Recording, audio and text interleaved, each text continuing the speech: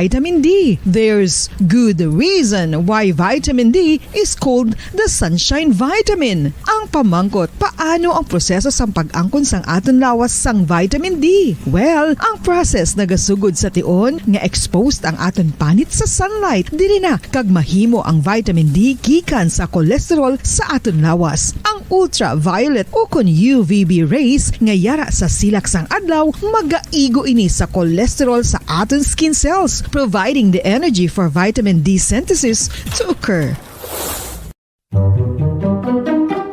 Magluwas sa baboy, baka kag manok, may isa ka karne nga sarang mahimo alternatibo nga iserbe sa lamesa sa mga Pinoy kag ini ang rabbit meat o kon karne sang kuneho. Suno sa pagtuon, mas matinlo ini kag mas healthy kung ikumparar sa iban nga karne sang sapat. Ang rabbit meat ang sarang nga lutuon sa pamaagi nga naanda na sang kadamaan, kaangay sang adobo, lumpia Shanghai kag lechon. Apang ano bala ang mga benepisyo sini sa ikaayong lawas? Ini ang mayara sang mataas nga porsyento sang easily digestible protein kag nagaunod sang jutay nga fat kung ikumparar sa iban nga sahi sang karne. Nagaunod man ini sang jutay nga calorie value sang sa iban kag almost cholesterol free ini. Gani makabig siya nga heart patient friendly. Mas jutay man ang sodium content sa rabbit meat, samtang mas madamo naman ang calcium kag phosphorus content sini.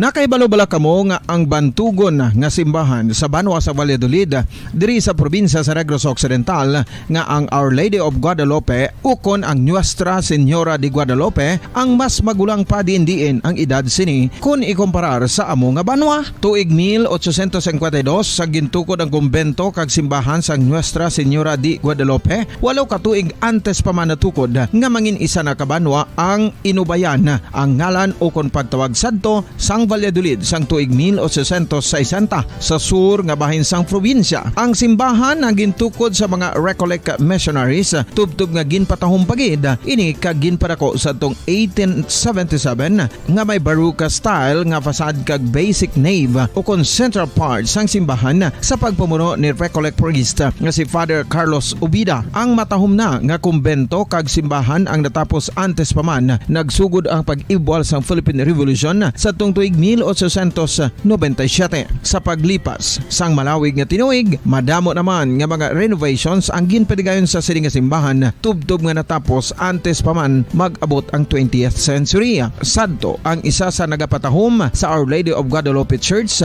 amo ang tuman katupong sang tanan nga parte sang simbahan kag isa na diri ang original nga Doric columns kalkip na ang may design nga salog padulong sa matahom nga elevated nga altar.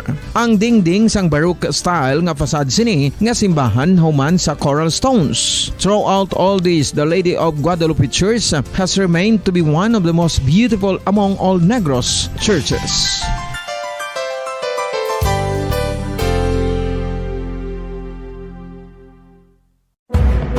Madamos ang sahi sa pagpamasahe kag isa na diri ang foot massage. Magluwas sa relaxing feeling nga mahatag sini, nakaibalo-bala ka mo. Nga madamo man ini sa benepisyo sa lawas. Ang pagmasahe sang tiil ang maka-improve sang blood circulation. Bangod nagabulig ini sa pag-transport sang oxygen sa cell sang lawas. Nagapromote man ini sang mas maayo nga tulog, kag ginabulong ang sakit sa ulo, migraine, sakit sa liog kag likod. Nagapa-improve man ini sang modo kag nagabulig bato sa depresyon. Magluwas diri, ginapabilin sini nga healthy ang tiil kag malayo sa food problems. Bangod gina-stimulate sini ang mga ugat diri kag ginabuhinan ang stiffness kag sakit sa dapa-dapa. Gani mga kabombo, maayo gid sa lawas ang foot massage.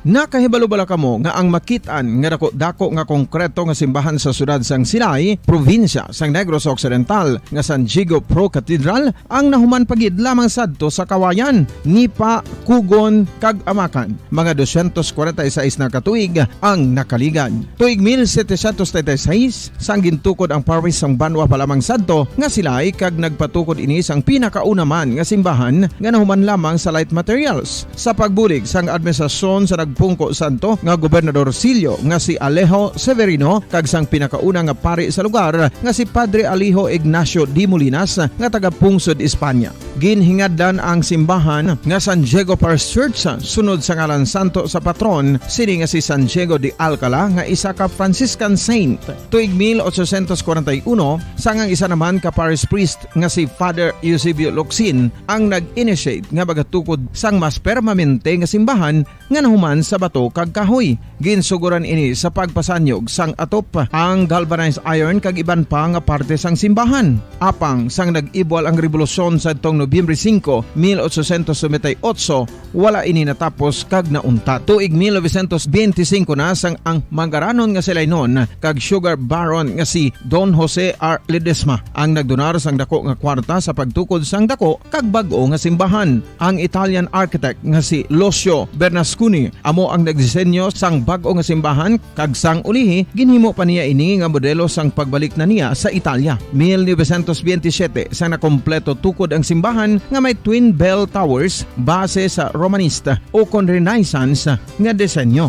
Disyembre 25, 1974 sang ang Santo Obispo sang Diocese of Bacolod nga si Monsignor Camilo Gregorio ang nagdeklarar bilang pro-cathedral, rason kung nga ginatawag na ini sa karon nga San Diego Pro-Cathedral, the only Catholic Church to be declared as pro-cathedral in the Philippines.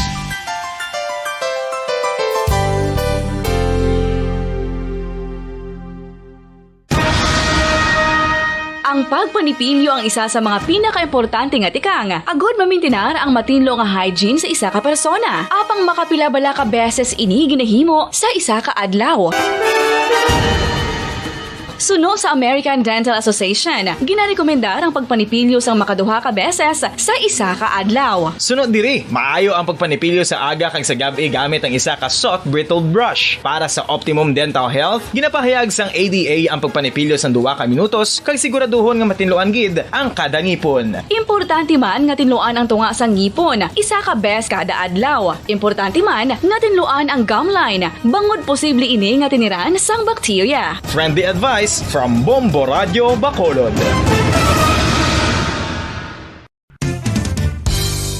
Ang 2022 FIFA World Cup natala na sa Nobyembre 21 tubtob Disyembre 18, 2022. 32 tanan ka mga teams gikan sa nakalinlain nga mga kapungsuran sa bugos nga kalibutan ang magapaindis-indis agud amo ang makakuha sang FIFA World Cup trophy nga nahuman sa Bulawan kag ginakabig bilang one of the most expensive trophies in sporting history. Nga sa karon nagabalor sang 20 milyones dolyares. Sa maragtas ang sini nga hinampang, ang Brazil National Football Team amo ang may pinakadamo nga kampyonato nga nagdangat na karon sa 5. Samtang ang France amo ang most recent champion sa giniwat nga 2018 FIFA World Cup nga giniwat naman sa Russia. Ang vitamin D mayira sang madamo nga papel sa aton lawas. Essential ini sa pag-angkon sa good health. Ang mayor nga papel sang vitamin D amo ang pagsugo sa mga cell sa aton gut o kuntyan agud mag-absorb sang calcium kag phosphorus. Ang duha ka mga minerals nga importante sa pagpabilin nga makusog kag healthy ang aton nga tulan sa kalawasan. Buot silingon, ang vitamin D nagabuli gini sa pag-absorb kag pagpabilin sang calcium kag phosphorus sa aton lawas. Our heart, muscles, and nerves also need calcium to function properly. Sabay naman sang phosphorus, ang main function sini among pagporma kag pagpatubo sang bones and teeth. Kung kulang naman kita sa vitamin D, mangintunaan ini sang pagdevelop sang pila ka seryoso nga mga balatian, kaangay sang osteoporosis, cancer, depresyon, muscle weakness, kag manginhalinan sang kamatayon kung lala na ang balatian. Makapila ka beses kung magpangapisa sa kadlaw, maghinay-hinay lang sa pag-inom sang kape bagod may ara ini sang ini mayo nga epekto sa lawas. Apang paano bala may buwan kung masobrahan na kita sa kape. Nahibaluan nga ang 400 mg sang caffeine o kung kapin-4 katasa sang brewed coffee sa isa ka adlaw ang makabig pa nga safe para sa pila ka mga healthy adults.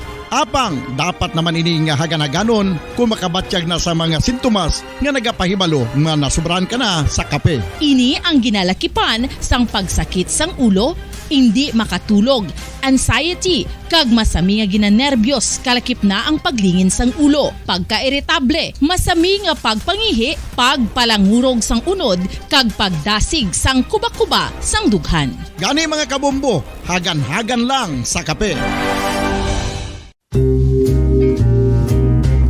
Pamangkot, sino sa inyo ang may tanom nga saging nga saba sa inyo balay o kun uma?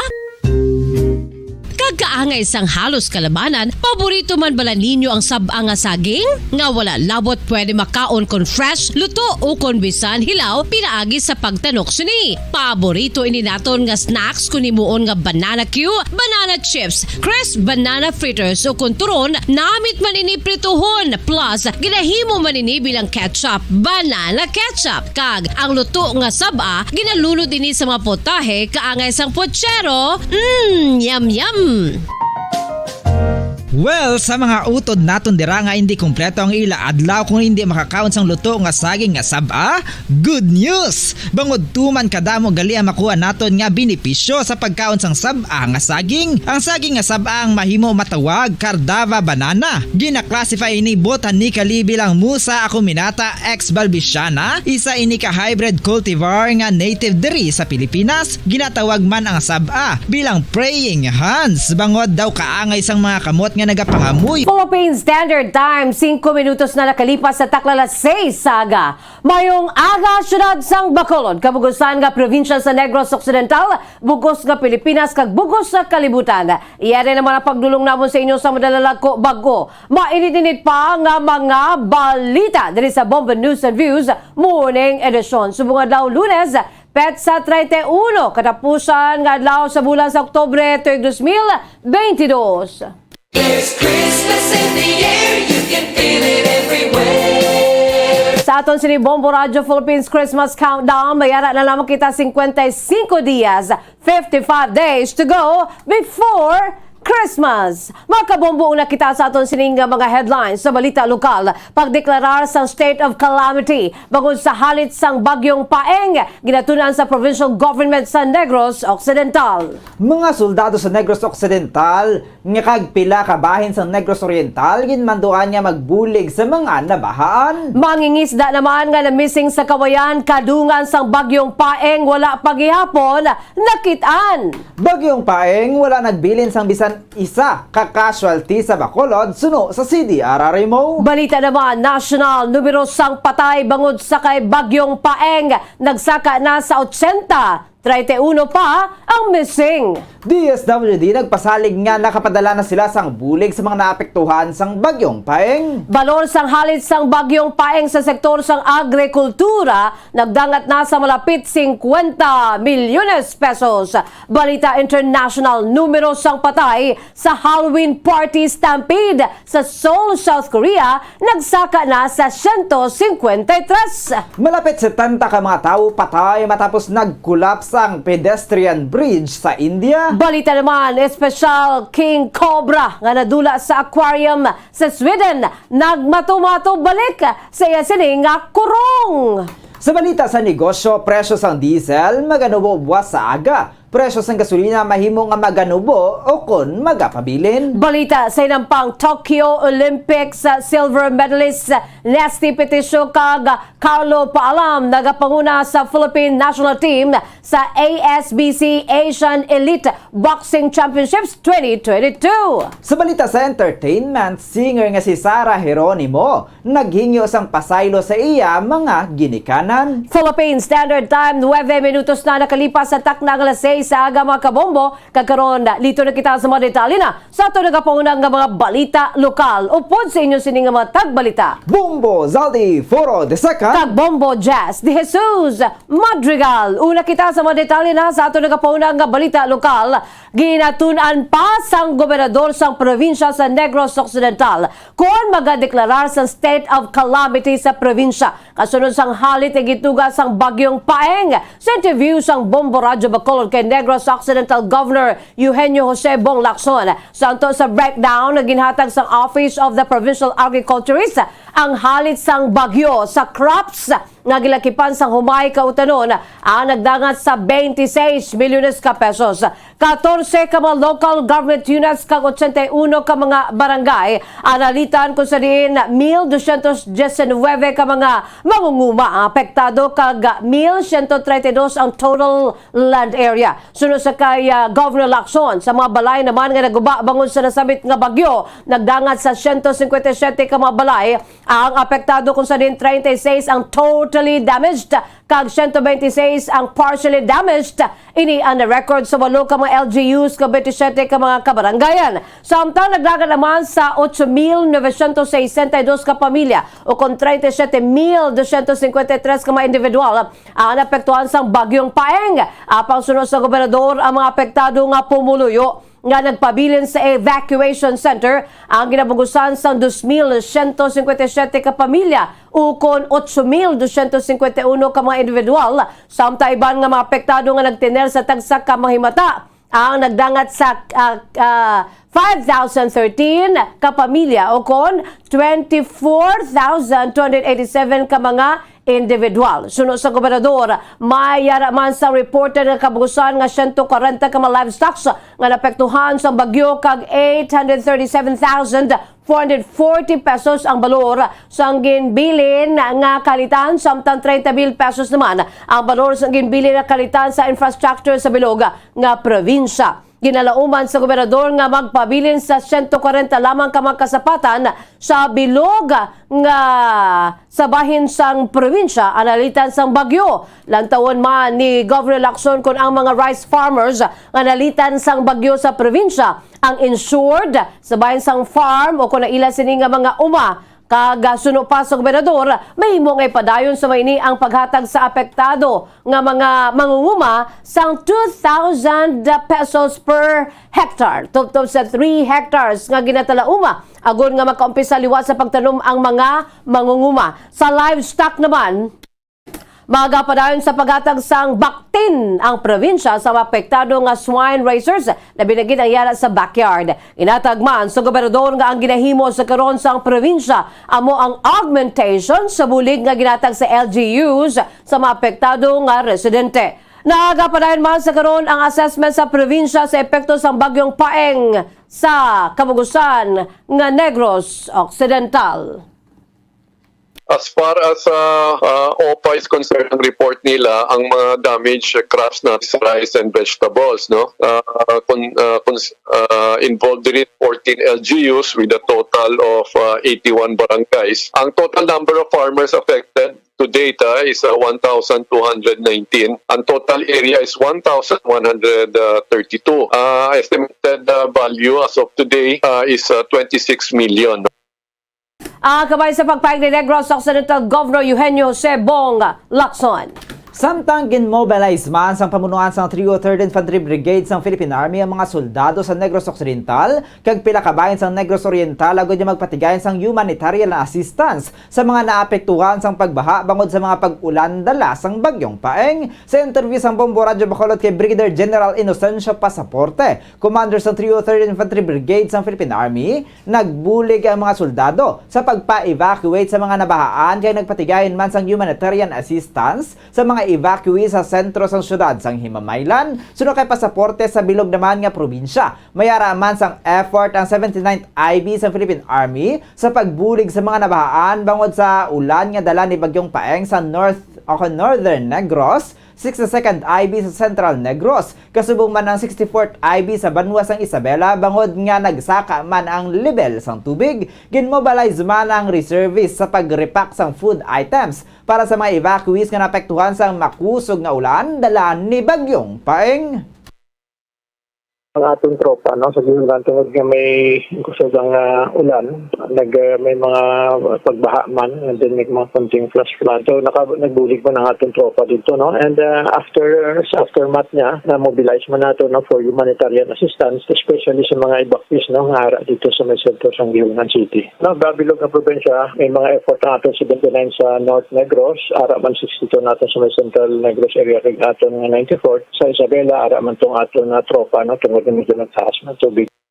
Ang kabayan sa pagpayag ni 303rd IB Commander Brigadier General Inocencio Pasaporte. Samtang nagapabilin nga missing ay isa ka mananagat matapos sa nagakapan ang ginasakyan sining bangka sa may barangay Gilhungan sa Banwasang Kawayan pasado las 8 sang gabi sa Oktubre 28. Manumduman ngang missing ang mga isda kilala kay Peter Neil Peraren, 32 anyos, kasado, ka-residente sang Purok 3 sa may barangay Gilhungan sa nasabit nga banwa. Padayon sa karon ng search and rescue operation sa mga miyembro sa Philippine Coast Guard ka mga otoridad sa na-missing nga mangingisda. Samtang nasapuan na ang bangkay sang isa ka lalaki nga naanod sa overflow nga sakop sang barangay Kabkab, Banwa sang Isabela sang Biyernes ang gabi Oktubre 28. Ginkilala ang biktima nga kay Rigi Fernandez, 33 anyos, ang sitio Makapalo, barangay Riverside sa nasambit nga Banwa. Sa interview sang Bombo Radyo Bacolod kay Police Captain Joseph Partidas, hepe sang Isabela Municipal Police Station, nakita ang bangkay ni Fernandez sa kilid sang suba sa Hacienda Espanya, barangay Amin sa nasambit nga Banwa kahapon sang aga. Nakaagom sang madamong nga pila sa ulo ang biktima kag wala man nasang panapton sang nasapwan. Naibalawan nga pasado alas 8 ang takna sang gabi sang Biyernes sang ginanod sa mabaskog nga daludo sang tubig si Fernandez samtang nakatabok ini sa overflow sa kaysa iya nga motorsiklo. Ang motorsiklo naman ni Fernandez ang na-recover naman sang Sabado sa 150 metros ang kalayoon nagikan sa overflow kung sa diin ini ginanod. So nakita na gina mga 10 or 2:30 in the morning sang puyo no kagiban relative sang sang biktima nga nagbulig pangita no sugod sa may river. So dito nakitaan ma'am ang biktima ma'am no ara na sa sa mga tungod na ang tubig di haganhagan no tungod na ulan so nasabit sa mga kauhutan kung dagko na lamang ilag mong nara sa suba tubo sige na suba. Ang kabayan sa pagpayag ni Police Captain Joseph Partidas, hepe sang Isabela Municipal Police Station. Samtang wala sang kaswalidad, naginbilin ang Tropical Storm Paeng sa syudad sang Bacolod sa piyak sa mga pagbaha nga nagluntad sa pila ka mga kabaranggayan. Santo sa memorandum maging issue sa Bacolod City Disaster Risk Reduction and Management Office kayina ukon sa Oktubre 30 ang apektado nga mga barangay. Gilakipan sang barangays 1, 2, 16, 14, 31, 36, Barangay Banago, Panukoy, Punta Taytay, Singkang Airport, Sumag, Takulingkag, ang Barangay Tagub. Nagdangat sa 15 ka mga evacuation centers ang ginbuksan kadaga pumudar sa 2026 ka mga pamilya nga nagbakwit bangod sang baha kalakip ng 52 ka mga pasero nga nagkala stranded sa mga pantalan sa syudad.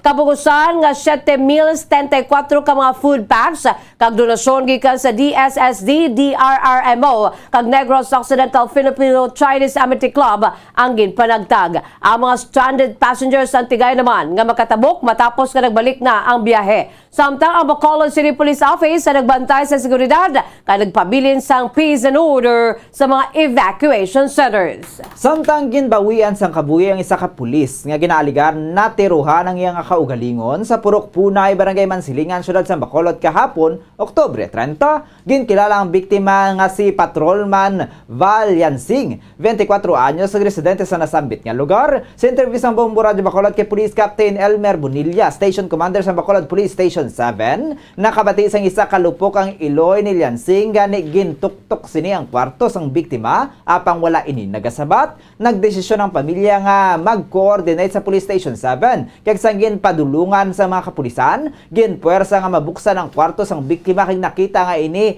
ang nagapanghugas na sa banyo kag dugoon.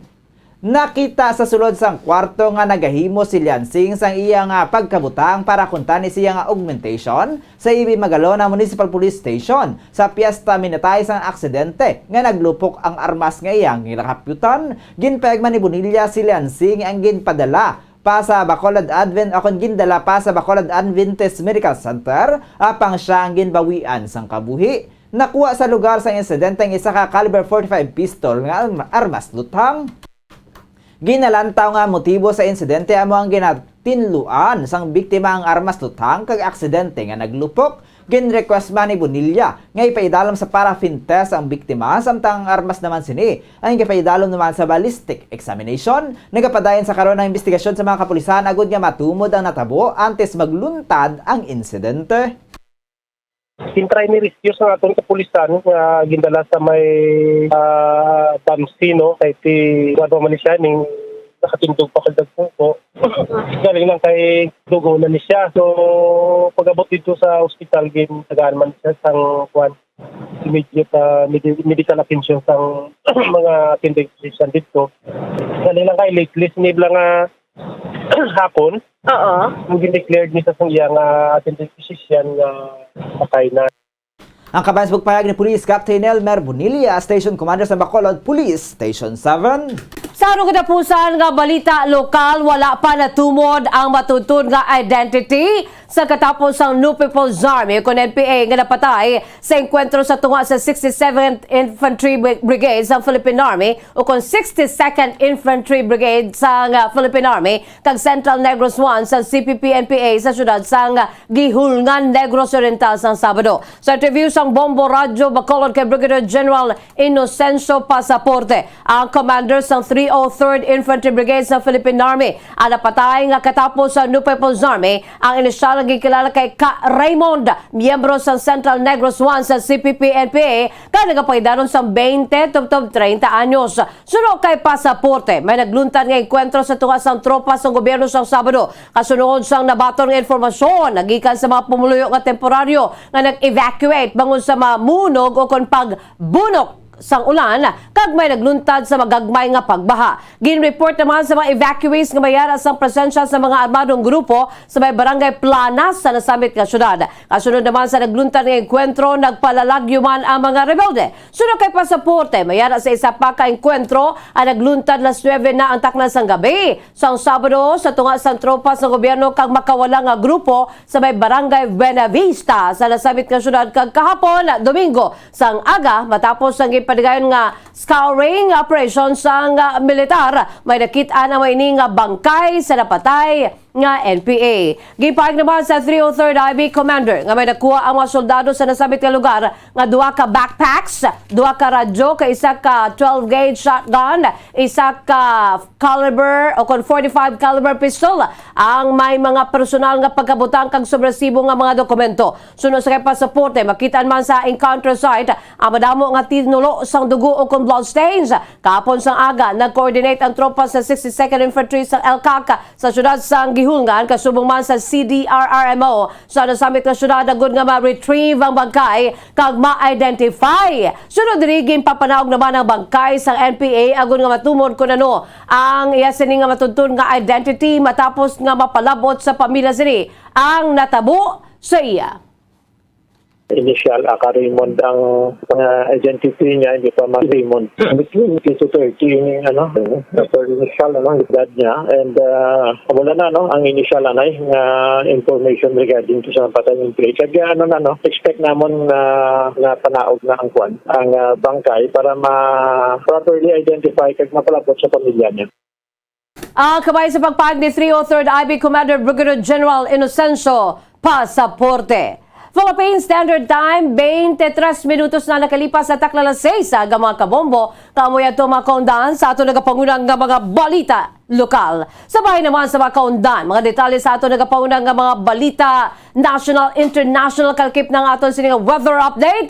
Aton panumbalikan. Pagkatapos, good lamang sini. Nakahibalo-bala kamo nga ang makitaan nga dako nga konkreto nga simbahan sa sudad sang Sinay, probinsya sang Negros Occidental nga San Diego Pro Cathedral ang nahuman pagid lamang sadto sa Kawayan, Nipa, Kugon kag Amakan. Mga 246 na katuig ang nakaligan. Tuig 1736 sang gintukod ang parish sang Banwa palamang sadto nga Silay kag nagpatukod ini sang pinakauna man nga simbahan nga nahuman lamang sa light materials. Sa pagbulig sang administrasyon sa Pungko Santo nga Gobernador Silio nga si Alejo Severino kag sang pinakauna nga pari sa lugar nga si Padre Alijo Ignacio D. Molinas nga taga Pungsod, Espanya. Ginhingadlan ang simbahan nga San Diego Parish Church sunod sa ngalan santo sa patron sini nga si San Diego de Alcala nga isa ka Franciscan saint. Tuig 1841 sangang isa naman ka parish priest nga si Father Eusebio Locsin ang nag-initiate nga bagatukod sang mas permanente nga simbahan nga nahuman sa bato kag kahoy. Ginsuguran ini sa pagpasanyog sang atop ang galvanized iron kag iban pa nga parte sang simbahan. Apang sang nag-ibwal ang revolusyon sa tong Nobyembre 5, 1898, wala ini natapos kag nauntat. Tuig 1925 na sang ang mangaranon nga silay nun kag sugar baron nga si Don Jose R. Ledesma ang nagdonar sang dako nga kwarta sa pagtukod sang dako kag bag-o nga simbahan. Ang Italian architect nga si Lucio Bernasconi amo ang nagdisenyo sang bag-o nga simbahan kag sang ulihi ginhimo pa niya ini nga modelo sang pagbalik na niya sa Italia. 1927 sang nakompleto tukod ang simbahan nga may twin bell towers base sa Romanista o kon Renaissance nga disenyo. Disyembre 25, 1974 sang ang sadto obispo sang Diocese of Bacolod nga si Monsignor Camilo Gregorio ang nagdeklarar bilang pro-cathedral, rason kung nga ginatawag na ini sa karon nga San Diego Pro-Cathedral, the only Catholic Church to be declared as pro-cathedral in the Philippines.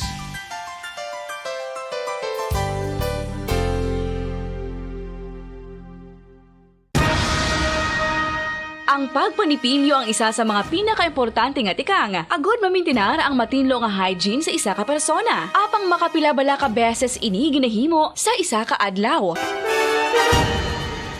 Suno sa American Dental Association, ginarekomendar ang pagpanipilyo sang makaduha ka beses sa isa ka adlaw. Sunod diri, maayo ang pagpanipilyo sa aga kag sa gabi gamit ang isa ka soft brittled brush. Para sa optimum dental health, ginapahayag sang ADA ang pagpanipilyo sang 2 ka minutos kag siguraduhon nga matinluan gid ang kada ngipon. Importante man nga tinluan ang tunga sang ngipon, isa ka bes kada adlaw. Importante man nga tinluan ang gum line, bangod posible ini nga tiniran sang bakterya. Friendly advice from Bombo Radio Bacolod.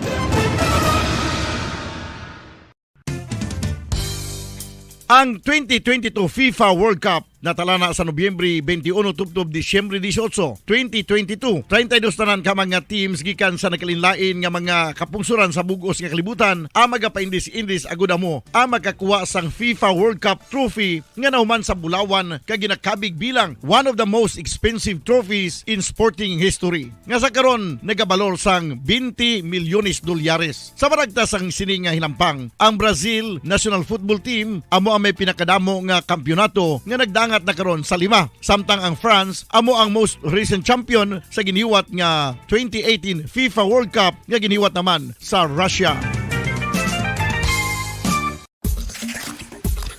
Ang vitamin D mayra sang madamo nga papel sa aton lawas. Essential ini sa pag-angkon sang good health. Ang mayor nga papel sang vitamin D amo ang pagsugo sa mga cell sa aton gut o kuntyan agud mag-absorb sang calcium kag phosphorus. Ang duha ka mga minerals nga importante sa pagpabilin nga makusog kag healthy ang aton nga tulan sa kalawasan. Buot silingon, ang vitamin D nagabuli gini sa pag-absorb kag pagpabilin sang calcium kag phosphorus sa aton lawas. Our heart, muscles, and nerves also need calcium to function properly. Sa Philippine Standard Time, 28 minutos na nakalipas sa takla na 6 aga mga kabombo kagkaron.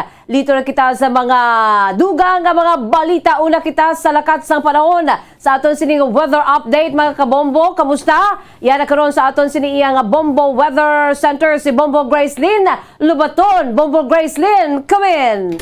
Yes, Bombo Jazz, kag mga kabombo. Si Tropical Storm Paeng ang nagapadulong na sa karon sa northwestern limits ng Philippine Area of Responsibility o CONPAR. Alas 4 kainas ang kaagahon, ang sentro ng Tropical Storm Paeng ang nakabase 320 km west-northwest sa Iba, Zambales o kon 340 kilometers west sa Dagupan City, Pangasinan nga may maximum sustained winds nga 85 kilometers per hour malapit sa sentro kag gustiness nga tub-tub 105 kilometers per hour. Ini ang nagapadulong west-northwestward sa 10 kilometers per hour. Makusog tub-tub gale force winds ang naga-extend outwards tub-tub 650 kilometers nagikan sa sentro. Ang Western Visayas, Occidental Mindoro kag Palawan, lakip na ang Kalayaan Islands ang makaeksperyensya sang magalumon nga kalangitan nga may lapta-lapta nga pag-ulan kag pagdagob tugas ang Tropical Storm paeng. Ang nabilin nga bahin sang Visayas ang makaeksperyensya sang magulugal-umon nga kalangitan, tubtub galumon nga kalangitan nga may pag-ulan o kun pagdagob tugas sang localized thunderstorms. Ginalauman ang makusog nga paghuyop sang hangin sa nabagat na nakatungdan, tubtub na bagat na nasidlangan sa Palawan lakip na sa Kalayaan Islands kag Occidental Mindoro. Kasarangan tubtub makusog nga paghuyop sang hangin ang watsagan sa nabagatnan nakatungdan tubtub na bagatnan nasidlangan. Ang baybayon ang may kasarangan tubtub babaskog pa nga pagbalod. Nagapabilin sa Tropical Cyclone Wind Signal number 1 ang pila ka bahin sang Luzon nga ginalakipan sang Ilocos Norte, Ilocos Sur, La Union, Pangasinan, Apayao, Kalinga, Abra Mountain Province, Ifugao, Benguet, Nueva Vizcaya, western portion sang Cagayan, western portion sang Isabela, the northern, western kag southern portions sang Nueva Ecija, Pampanga, Bataan, Tarlac, Zambales kag western portion sang Bulacan. Nabatak naman ang tropical cyclone wind signals sa iban nga bahin sang Luzon, kasubong man sa Visayas kag Mindanao. Gikan diri sa Bombo Weather Center ini si Bombo Gracelyn Lubaton para sa Pambansang Radyo ng Pilipinas. Consistent overall number 1 sa Bacolod. Basta Radyo, Bombo!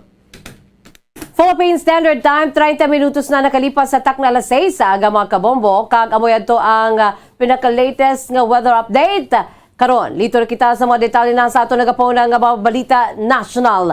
Nagdangat na sa hindi magdubo 80 ang numero sa mga nagkalamatay bangon sa paglaslas ng bagyong Paeng sunod sa National Disaster Risk Reduction and Management Council o kon NDRRMC. Sunod sa NDRRMC, sa nasambit nga death toll, 38 ang konfirmado, samtang 42 ang padayon pa nga gina-validate, samtang 48 kay ban pang pilasyon, kung sa duha ang konfirmado, kag 46 ang gina-validate. Yan naman sa 1,074,666 ka mga persona o kon 339,051 ka pamilya sa 59 ka mga probinsya sa Luzon, Visayas kag Mindanao ang apektuhan sang bagyo. Hindi magdubo sa 485,194 ang nagbiya sa ilang mga pulian o sa diin 3,359 ang yara sa mga evacuation centers nationwide. Bago sa paglaslas ni Paeng, masobra 1,537 ka mga pulian ang nagkalaguba kung sa diin 332 ang totally damaged sunod sa NDRRMC.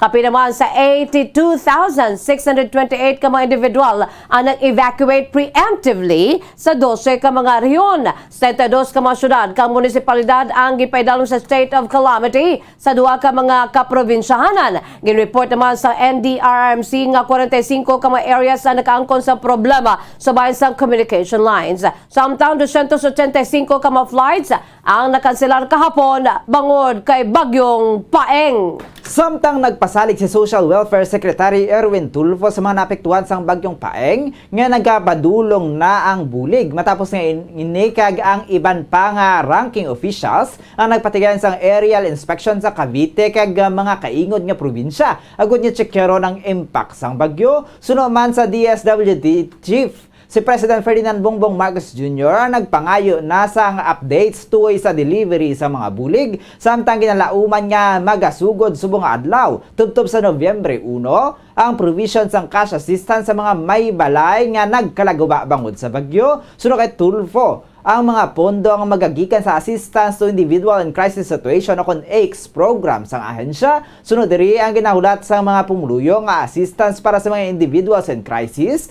kag kwarta para sa pagpakayo sang ilang mga balay. Ang ikapanagtag sumugod subong nga adlaw o kon buwas. Sunod diri ila lang pagaunahon ang feeding sa mga pumuluyo nga wala na o kon wala pa nakakaon. Hindi magnubo sa 714 ka mga pamalay ang nagkalaguba bangod sa bagyong Paeng santo sa situational report sa National Disaster Risk Reduction and Management Council o kon NDRRMC kung sa diin 555 ka ang partially damaged kag 159 ang totally damaged.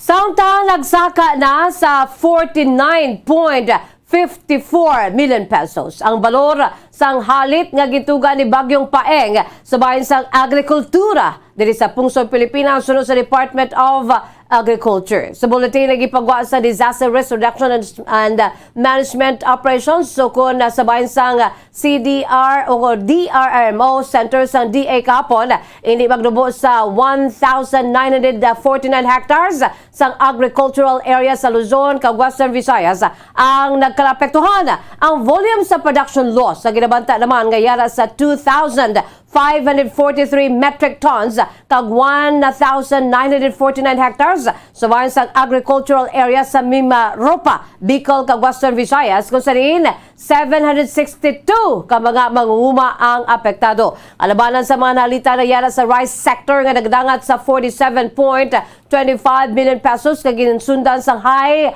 value crops nga nagdangat sa 1.24 million pesos ang losses kag fisheries nga 1.05 billion pesos. Sunod sa HENSA, nagapadayon ini sa pag-coordinate sa mga concerned national government agencies, local government units, iban pa nga DRRM na related offices para sa impact sang bagyo kasumuman sa available resources para sa interventions ka assistance. Sunod pa sa Department of Agriculture, ang assistance ang available for distribution para sa maapektado nga mga mangunguma kag mangingisda kalakip ng humay, mais kag assorted vegetable seeds kasumuman ang drugs kag biologics para sa livestock kag poultry. Kag sa ato ng katapusan nga balita national, nagpanawagan sa Senate Minority Leader Aquilino Coco Pimentel III sa investigasyon tuoy sa mga taytay nga nagkulaps sa pungsod. Suno kay Pimentel, dapat pa magpatigayon sang safety review sa tanan nga taytay sa Pilipinas kag maid-id nga investigasyon kung ano ang nagtugas sa pagkulaps sa mga taytay sa pungsod. Lakip nang natabo sa Luay, Bohol kung sa diin 4 ka mga persona ang nagkalamatay sa insidente sang Abril. Si Pimentel ang nag-issue sa nasabit niya panawagan sang Webes matapos ang recent collapse sang isa ka taytay sa Bayambang, Pangasinan. Sunod sa senador, dapat siguruhon sang Department of Public Works and Highway o kon DPWH nga sundon sang local government sang standard specification sa pagtukod sang mga taytay. Philippine Standard Time, 36 minutos na nakalipas sa takla na 6 sa mga kabombo. Kagkaroon, litong kita sa mga detalye na sa ato nagkapauna nga balita international. Nagdangat na sa hindi magdubo sa 153 ka mga persona ang nagkalamatay sa isa ka stampede sa Central Seoul sa South Korea matapos linibo ka mga persona ang nagginutok sa makitid nga mga dalanon agon nga magselebrar kung tani sang Halloween. Hindi naman magdubo sa 133 ang ginapatihan pilason o sa din 37 ang yara karon sa seryoso nga kondisyon.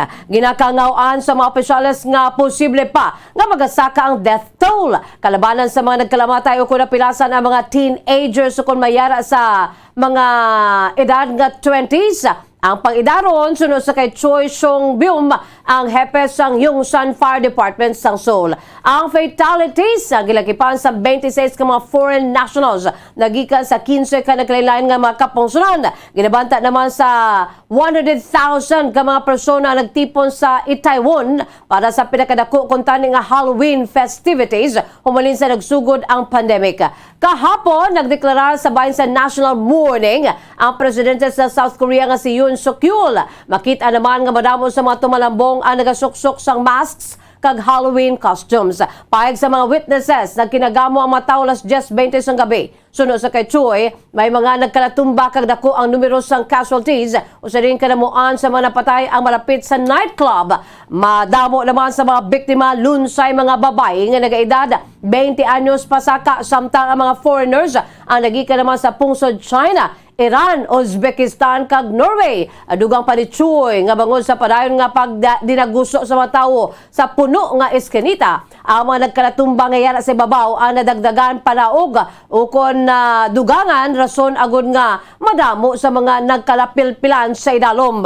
Payag sang tumalambong nga masobra 1 ka oras manini ang test nakagwa sa stampede. Kag sa aton nga katapusan nga balita international, hindi magnubo sa 68 ka mga persona ang nagkalamatay matapos nga nagkulaps ang isa ka pedestrian bridge sa Western Indian State sa Gujarat kahapon. Sunod sa mga otoridad, masobra 400 ka mga persona ang yara sa sulod sa pakagpalibot sang suspension bridge sa Macho River sa banwa sang Morbi sang ini ang nagkulaps. Makitan sa isa ka TV footage ang dinosena ka mga persona nga nagakabit sa mga kable kag nabilin nga mga bahin sang Taytay. Samtang nagapaninguha ang mga emergency teams nga sila ang masalbar. Suno kay NK Mukhabar, isa ka senior official sa Morbi, ang death toll ang yara sa 68. Hindi naman magdubo sa 30 ka mga persona ang pilason. Natsuno sa iban pa nga mga opisyales. Suno kay State Home Minister Harshang Ravi, masobra 150 ka mga persona ang yara sa Narrow Cable Stayed Bridge, isa ka tourist attraction nga masami nga ginakantuan sa mga sightseers kada ginaselebrar ang Diwali kag Chath Puja. Ang maragtason nga 230 ka metros nga Taytay ang gintukod sang 19th century. Ini ang ginsiraduhan sa sulod sang anon ka bulan para sa renovation kag sang tinalikdan nga semana lamang liwat nga ginbuksan. Sang tama kabombulito kita sa aton sini balitang espesyal, hindi malikawan sa kung kaisa nga makabuya ang mga sapat nga nakakurong, no? Makabuhi sila, labinagid ang mga manog. Apang pinasahi ang nadula nga King Cobra sa isa ka Stockholm Aquarium sa Sweden matapos ini nga nag-ahay. Nagmatumato balik isa ka semana matapos ini nga nagpalagyo sa iyang enclosure. Ang nasabit nga Cobra nga giningadlan nga si Sir Hiss. Nakapalagyo sa iya sa enclosure sa nagliga na Domingo matapos nag-agi sa isa ka lamp fixture sa terrarium nga ginsayluhan sa mga sapat. Gintawag man nga Houdini ang manog bangon sa abilidad sini nga magpalagyo sa mga may tuyo nga magdakop sa iya. Ginselado naman ang reptile section sa bahin sa aquarium kag ginbutangan sang harina kag paste sa nakalilain nga lugar agon nga madakpan ang King Cobra nga kilala bila isa sa pinakamamatay nga manog kon cobra sa bilog nga kalibutan. Nagamit man sa special cameras kag handheld x-rays ang mga otoridad agon nga makitaan ang mga cobra. Nakitaan ini nga nagapalago sa isa ka interior wall. Ginbuslot sa mga opisyal ang interior wall agon nga madakpan ang manog o kun ining si Sir Hiss. Apang gilid ini nga nagsaylo sa lain nga laguan. Siligid lamang nga weekend liwat nga nakita ang manog sa sulod mismo sa enclosure sa ini una nga nagpalagyo. Nagapati ang otoridad nga daw kaangay nga nag-give up na lamang ining si Sir Hiss kag nagkamang na lamang pabalik sa safe kag mabugnaw nga puloy-an. Samtang kadto naman kita sa aton nga balita sa negosyo. Sa ikaduha nga sunod-sunod nga semana, maganubo ang presyo sang gasolina kag diesel buwas sa aga. Apang nagapabilin nga volatile ang presyo sang gasolina. Ang presyo sang diesel ang ginalauman nga maganubo sang 30 tubtog 60 sentimos kada litro. Samtang ang kerosene naman ang ginalauman nga magnubo sang 10 tubtog 40 sentimos kada litro. Ang gasolina naman ang hindi pa mapaktan kung ini ang maganubo sang 20 sentimos kada litro o kung hindi naman magkambyo ang presyo. Karon sa udto o kon sa hapon, iga-anunsar na sa mga oil firms ang final nga price adjustment sa nasambit nga mga produktong petrolyo. Para sa aton nga foreign exchange rate, suno sa Bankers Association of the Philippines, ang US dollar may baylo nga 57 pesos 97 centavos. Samtang suno naman sa Bangko Sentral ng Pilipinas, ang Singaporean dollar may baylo nga 41 pesos 35 centavos. Ang Hong Kong dollar may baylo nga 7 pesos 42 centavos. Ang euro may baylo nga 58 pesos 10 centavos. Ang Saudi Arabian rial may baylo nga 15 pesos 52 centavos. Samtang average nga presyo sa produktong petrolyo gikan sa Caltex, Shell kag Petron stations 65 pesos 60 centavos tubtob 67 pesos 65 centavos. Ang presyo sang unleaded 66 pesos 50 centavos tubtob 68 pesos 40 centavos. Ang presyo sang premium kag 77 pesos 65 centavos tubtob 79 pesos 35 centavos naman ang presyo sang diesel. Samtang sa ato naman nga balita sa hinampang. Pagkapangunahanan na Tokyo Olympic silver medalist Nesty Peticio, kag Carlo paalam ang 12-strong Philippine national team sa ESBC Asian Elite Boxing Championship 2022 nga nagbukas ang Oktubre 30 tubtob Nobyembre 13 sa Amman, Jordan. Ang 30 anyos nga si Peticio, isa ka former world champion kag two-time Asian medal winner, ang magatuyo nga makuha ang iyang 11 nga gold sa continental meet sa pagpakigbahin sini sa women's featherweight 57 kg division, samtang magahampang naman si SEA Games 2019 gold kag Asian Games 2018 bronze finisher paalam sa men's bantamweight 54 kg class. Kaupod nanday paalam kag Peticio nga magapanguna sa national squad sanday world bronze medalist kag two-time SEA Games titleist sa Rogen Ladon ang sa men's fly 51 kg, Tokyo Olympian Irish Magno sa women's fly 52 kg kag SEA Games 2019 champion James Paliche, men's light welter 63.5 kilograms. Ginapamunuan sa presidente nga si Mr. Edgar Picson, kaupod si Secretary General Mr. Marcos Manalo ang Association of Boxing Alliances in the Philippines o ABAP nga nagpadala sa ang Philippine Bets sa Thailand Open International Boxing Tournament, USA International Invention o Invitational kag pila ka mga training camps bilang preparasyon sa Asia Elite Tilt. Ang Philippine team ang magatuyo nga i-eclipse ang 4 bronze performance sinisa nagligad nga edisyon nga ginapatigayon sa Dubai, United Arab Emirates, 2 ka tuig na ang nakaligad. Samtang mga kabombo litong kita sa aton sininga showbiz news, nagpagwa na sa payag ang singer-actress nga si Sarah Geronimo matapos siya sinipagpakasal kag Mateo o kon kay Mateo Goydicelli. Siya sininga sulat, siya ang naghingyo sang pasaylo siya sininga mga ginikanan. May chika, upon sa kay Bombo Jairi de los Reyes. Nagsulat si Sarah Geronimo sang public apology sa pamilya sini matapos ang 2 ka tuig humalin sang iniyang ginkasal kay Mateo Goydicelli. Sa Instagram sang Sabado nagpost ang singer sang Bible verse kag sang sulat nga naka-address sa iya pamilya, sa iya mga fans, sa iya manager kag sa general public. Inpahayag ni Sarah nga wala ini masami nga nagahambal sa publiko, bangod luyag sini nga ipabilin nga pribado ang personal sini nga kabuhi, apang luyag sini kuhaon ang oportunidad agud pasalamatan ang Ginoo kasubong man ang iya pamilya sa pag-inspire sa iya agud mangin mabakod sa piyak sa mga pagtilaw sa kabuhi. Sa sulat sang singer-actress, ginpasalamatan sini ang iyang mga ginikanan sa pagpadako sa iya, kag sa iya man mga utod. Ginpasalamatan man ni Sarah ang mga fans, kag ang iyang manager, para sa suporta ang ginahatag sa iya tubtob sa karon. Liwat man sini nga ginpanumdum sa tanan nga ipakita ang ila pagpalangga sa ilang mga loved ones, bisan ano ang matabo. Para sa balita sa entertainment, ini si Bombo Jairi de los Reyes para sa Pamasang Radyo ng Pilipinas, consistent overall number 1 sa Bacolod. Basta Radyo, Bombo! Philippine Standard Time, 46 minutos na nakalipas sa takna alas 6 sa mga kabombo. Kag-amuyad tong pagdulong namon sa inyo sa mga dalalako bago. Mainit-init pa ang mga balita dito sa Bombo News and Views Morning Edition. Subong adlaw Lunes, petsa 31 kita sa bulan sa Oktubre 2022.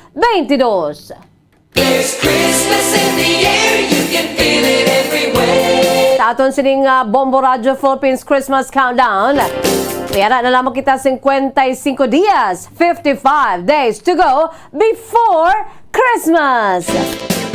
Mga kabombo, standby kamo sa masunod nga programa, ang Bombo Reports second edition. Upo naman sa kay Bombo Erlin Bayonita. Sa gihapon, ini ang inyong mga tagbalita. Bombo Zaldi Foro the Second. Tag Bombo Jazz de Jesus Madrigal para sa pambansang radyo ng Pilipinas. Consistent overall, number 1 sa Bacolod.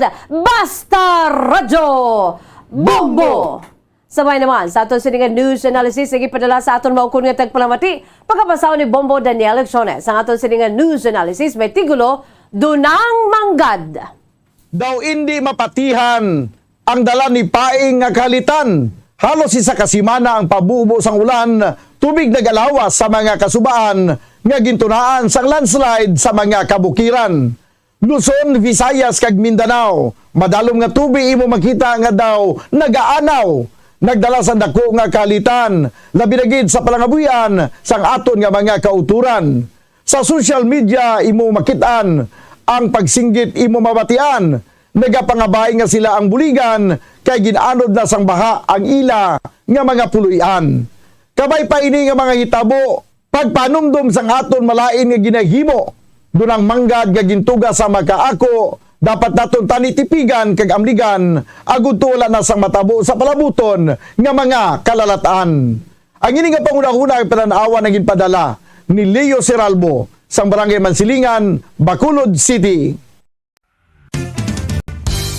Kung ang hampang basketball amo ang mas ginakakunyagan naton nga mga Pilipino, apang salos tanan nga parte sang kalibutan, ang nagapanguna o kon most popular sports in the world, amo ang football, better known as soccer sa US kag Canada. Sunod sa latest world statistics sa sini nga tuig 2022, ang football amo ang nagapanguna ilabi na gid sa Europa nga nagadakat sa masubra 4 billion followers. May kantanan sa football, isa sa ginahulat sa mga football or soccer enthusiasts worldwide, amo ang FIFA World Cup. Sa ika-22 katuig sini nga paghiwat bilang quadrennial international men's football. Ang pungsod Qatar sa Western Asia amo ang venue, the first World Cup ever to be held in the Arab world.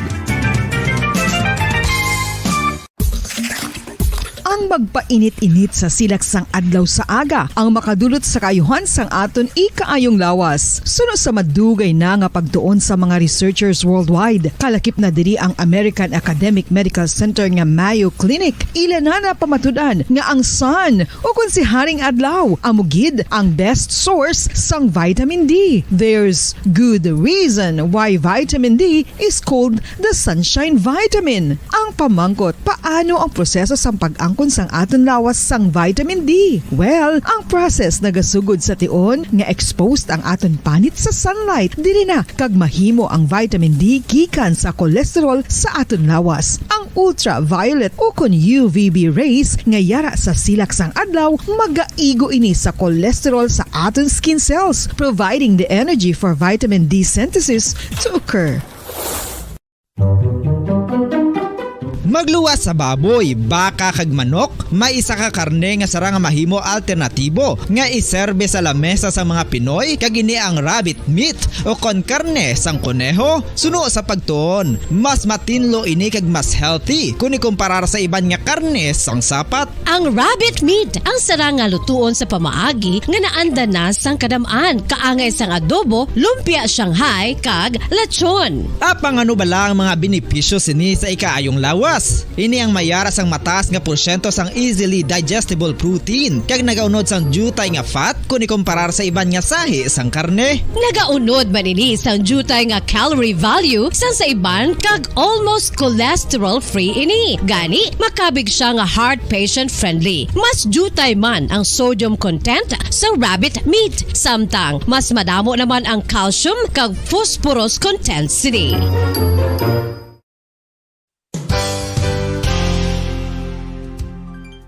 Nakaibalo